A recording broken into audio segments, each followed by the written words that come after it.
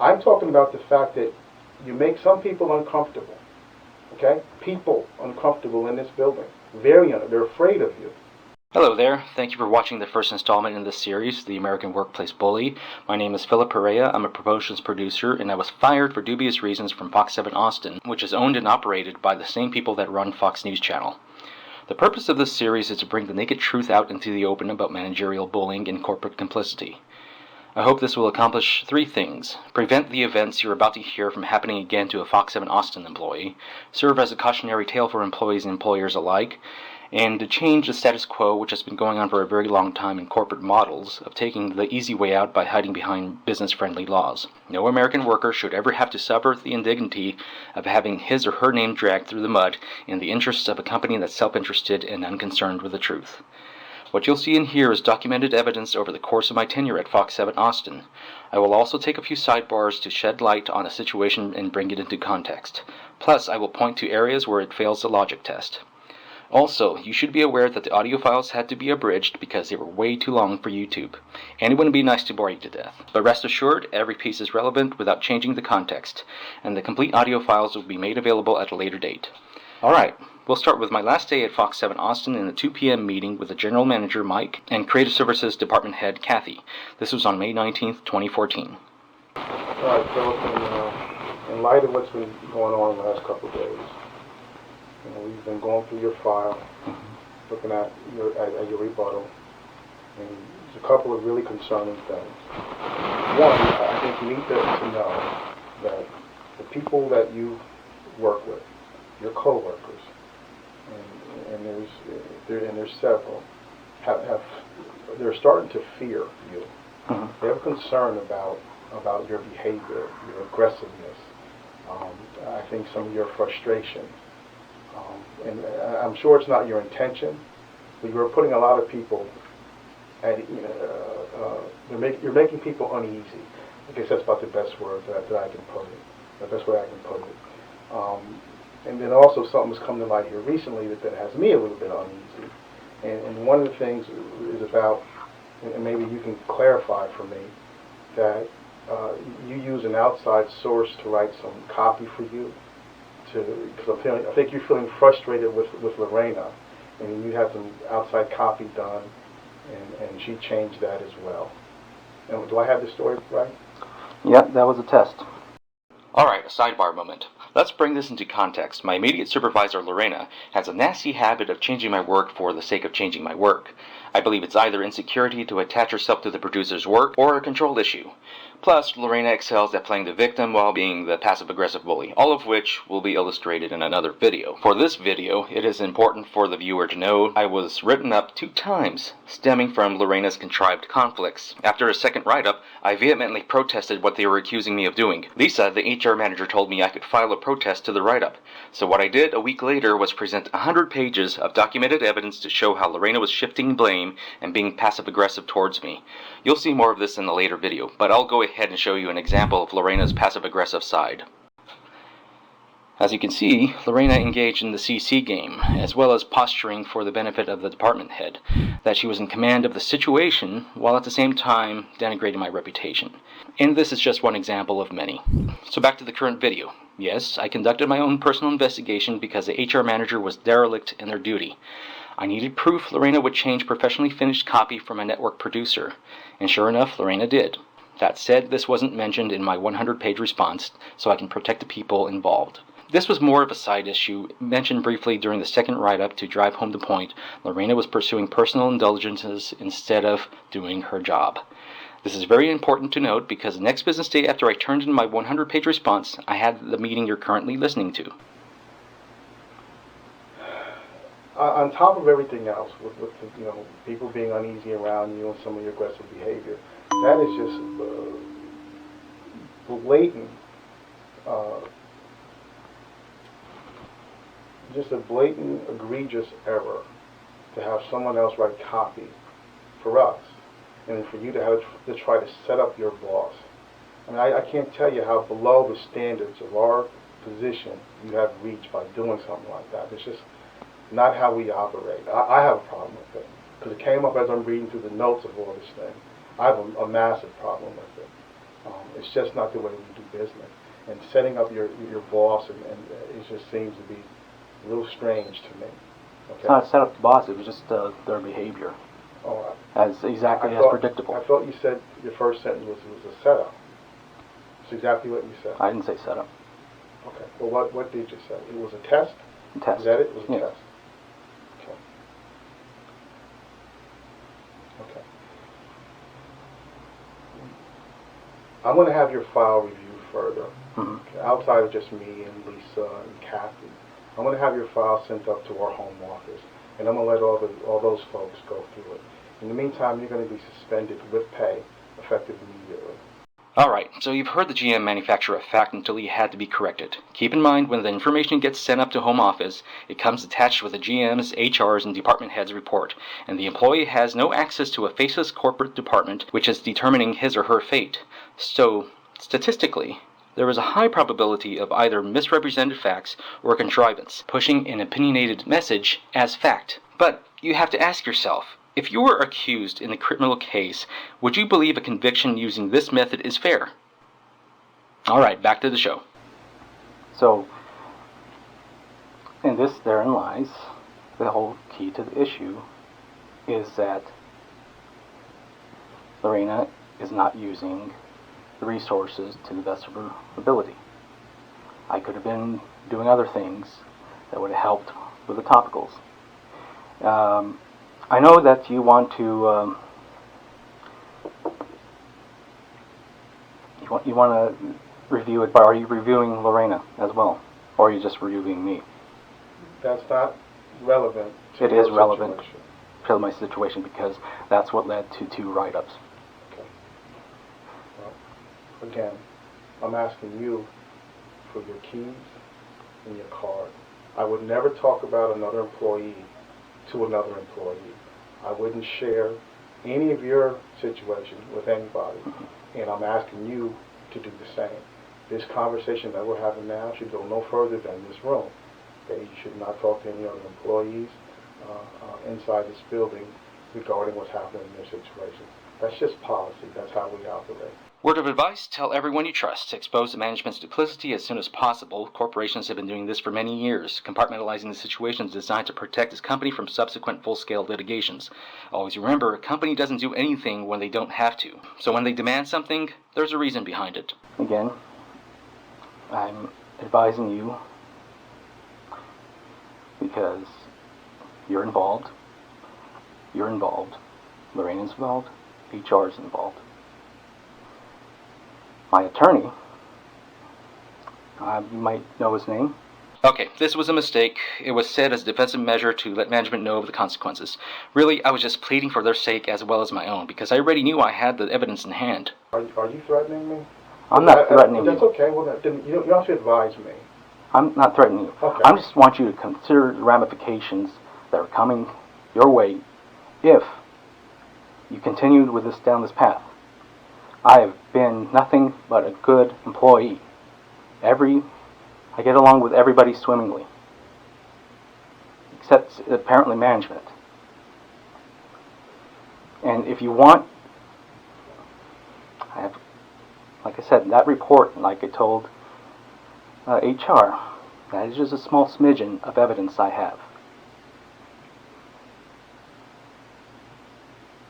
I'm done. Okay, if you want to be complicit in this little charade, by all means go right ahead. But I'm not going to be pushed into a position like this, where I'm basically, my reputation is at stake here. My career is at stake here. And allowing Lorena to continue and not even investigate makes you complicit. And this is where we get into the heart of the case. We have a posturing GM misrepresenting facts, a derelict HR manager, a dodgy department head, and a self-serving immediate supervisor. All about the GM will be addressed in another video, but it warrants mentioning at this point. I appreciate everything that you said, and I appreciate everything that you've done. Okay, but I'm asking you for your key card and your keys. This conversation, I understand about your reputation. You have to do what you think you have to do. Okay? But I feel like you're threatening me, like you're threatening a lawsuit, because all this is unnecessary as far as I'm concerned. If you feel like you've been wronged, I understand. Okay? I'm just telling you now, we'll take all this, because what I'll try to do is be fair. We'll take it, we'll send it all up in its entirety, all of it will get reviewed. You sent 100-page rebuttal, okay, which seems to be very, very precise and clean thinking, right? You're not off on tangents and rambling, and so whatever you had your thoughts together, and you laid out a very, very compelling case. I'm not talking about Lorena. I'm not talking about any other people that you get along with swimmingly. I'm talking about the fact that you make some people uncomfortable. Okay? People uncomfortable in this building. They're afraid of you. Okay? I didn't cut you off, and I have not been rude to you. Okay? And you had someone write copy at my television station. I'm concerned about that. It didn't air. Someone wrote copy in our television station that was not you. It's strange to me. I don't like it. See, you're focusing on me instead of focusing on the problem. Okay. You could be right. You could be the smartest person in the room. There's no doubt about that. You're very intelligent. Okay, so, but that's not what I'm talking about. Okay, I have a problem that I have to try to get fixed. Okay, and where those problems lie is where I will try to fix it. You threatening an attorney on me does not help solve my problem. This conversation about Lorena does not solve my problem. My problem right now is to get you out of the building to make sure we don't have, so you're not stressed, the people you work with are not stressed, and we'll look at everything out objectively. And we'll call you back in a couple of days. You will get paid. There'll be nothing. You get a couple of days off is what it amounts to. Okay? And that's really it. That's really it. And understand, I hear everything that you're saying. And not just hear it, you wrote it in 100 pages. We got it. All right, we're getting into another matter entirely, which is a contributing factor to my reputation being defamed within the company. I know we had friction from this Facebook post, but a lot of that could have been resolved with just a handshake. See, now, you know... And it's been even driving me to this point, Okay. where I had to seek legal counsel. I'm not... Everyone's entitled to a mistake, you know. Have you ever made one? Oh yeah, plenty of them. Name one. Here in this building. In this building? Anything that you've been accused of, have you said, yep, I was wrong here? Yeah. I've never heard it. I've said it to Kathy plenty of times. You never said it to me, right? So you said here, all I keep hearing about is everybody else. And you even accuse me. The police chief won't talk to us. Whoa. Before the big revelation, let's backtrack a bit to fill in the blanks. This is from a meeting on February 24th, 2014. I'm concerned about a post that I saw that hit our Facebook page on Friday. Okay. So I started asking around, like, who posted that? Who posted that story? And it came back, Philip posted that story. Okay, you see anything wrong with that whole thing? Not sure what you're... Anything. If you see nothing wrong with it, then I'll tell you what I see wrong with it. Go ahead. Okay. The picture of our chief of police is bizarre. Okay. It makes him look like a lunatic. Okay. You don't see that? That was just capturing the moment of his interview. But you don't see that makes him look like a lunatic. That's... Okay. Right? If you catch me still, like right now, you might catch me with a real funny look on my face. It makes me look like a lunatic. Another manufactured fact by the GM. What he implies is I purposefully looked for a picture with a funny look. Not the case at all. And it wrongly presumes Austin Police Department Chief Art Acevedo was having a normal press conference. Okay, but do you see that? I was just doing... I didn't ask you that. I asked if you see that the picture makes him look like a lunatic. Okay. You don't answer my question. Well, So I guess you don't see that. What I'm trying to get to is your judgment, your ability to use good judgment. Okay. Okay, you don't seem to be able to answer my question about judgment, which again tells me maybe you don't really have good judgment. Okay, so I'm going to ask you one more time. Okay? Do you think that's an appropriate picture of the chief of police of the APD? I don't know how to answer that. It's just, Okay. what I'm saying is Okay. that it's... We're good. I get it. So from now on, anything that he posts needs to be cleared. Okay? You gotta clear it. Someone has to clear what comes off of his desk. Okay? Because I can't have the chief of police on a Fox 7 publication to look like that. Okay? I can't have it. So then we'll train you on how to do it to where he doesn't look like a buffoon, and he looks like he's given the respect that the office deserves. Okay? Okay, thank you. So, a snap judgment from the GM with no opportunity to explain why. Since the GM was unwilling to listen, I'll let you be the judge. Because I don't have good judgment, apparently. On February 20th of this year, a story broke late, and we swapped out the original Facebook post for a jaywalking jogger that was being detained by police. The photo was so compelling that it generated a huge public response. On the next day, as any good promotion producer would do, you make sure to follow up on the story that has captured the audience. And we had a good one, Chief Acevedo's very animated press conference. He didn't tackle her to the ground. You know, it's kind of interesting what passes for controversy in Austin, Texas.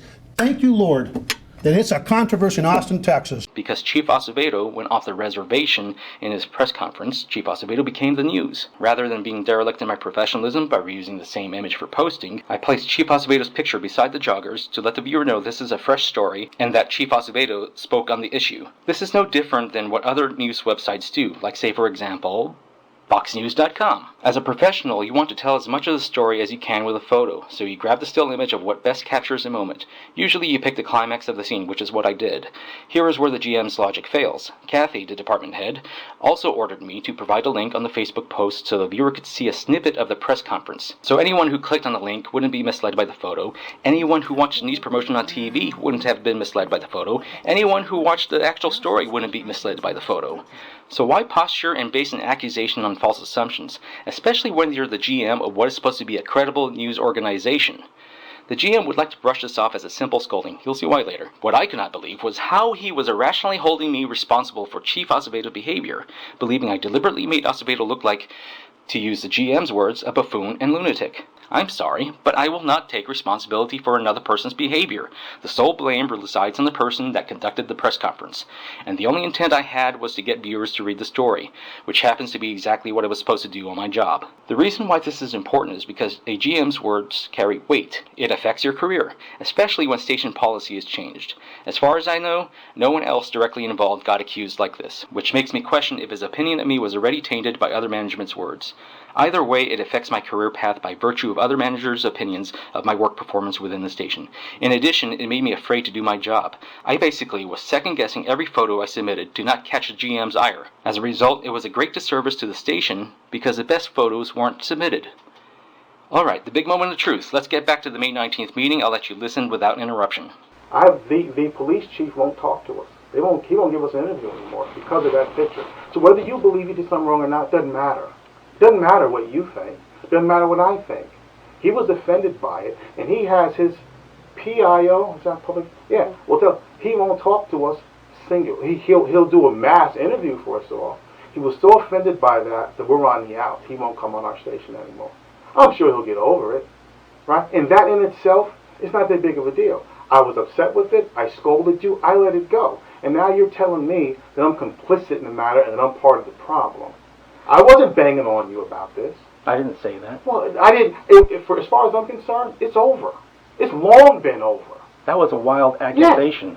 Yes, it's accusation. A wild The accusation. police chief won't talk to me anymore.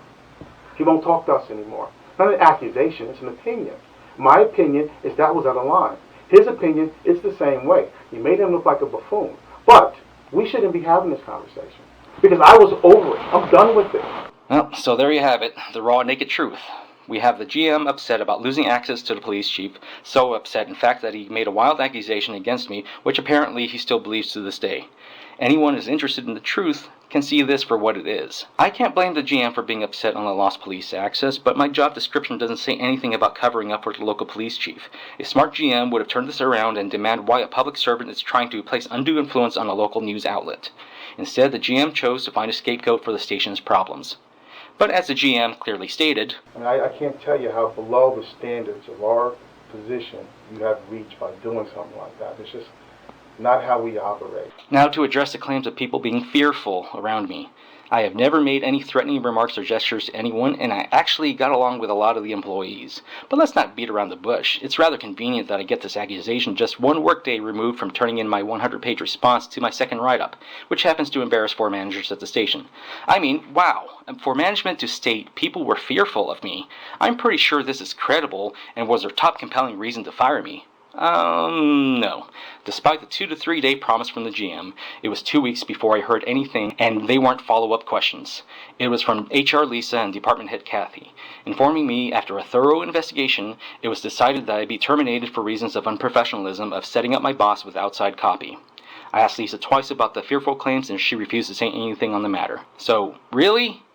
This is what they chose to fire me over? An obscure side issue that gleaned the truth on a manager's priorities? Never mind the mountain of evidence I provided about Lorena's passive-aggressive bullying. This is what they decided to do.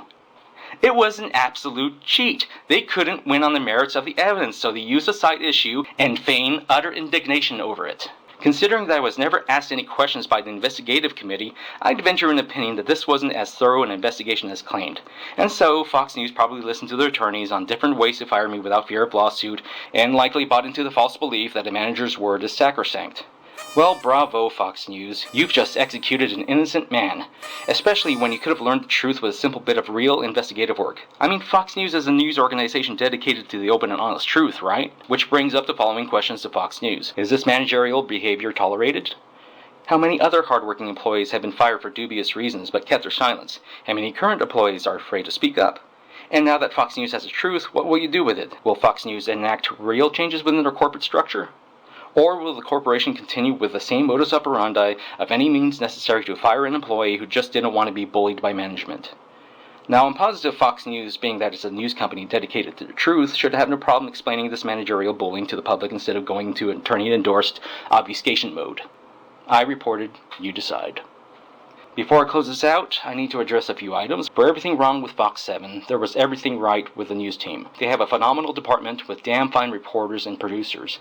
Any news department would be privileged to have them on their team. I also fully respect the Austin Police Department and have no personal animosity towards the police chief, and I trust I will receive a personal apology from Chief Acevedo soon. Alright, that's it for the first installment. More to come later. Thanks for watching, and to the very hard-working employees who have been bullied into the workplace, please feel free to vent and share your stories in the comments section. Keep in mind, employers will be reading as well, so protect yourself as best as you can. Just tell the truth. Also, don't let this video fade into obscurity. Share this with as many friends as possible and keep this fire burning, because hard-working employees deserve to work in a bully-free environment, and exposure is the only way companies will ever learn.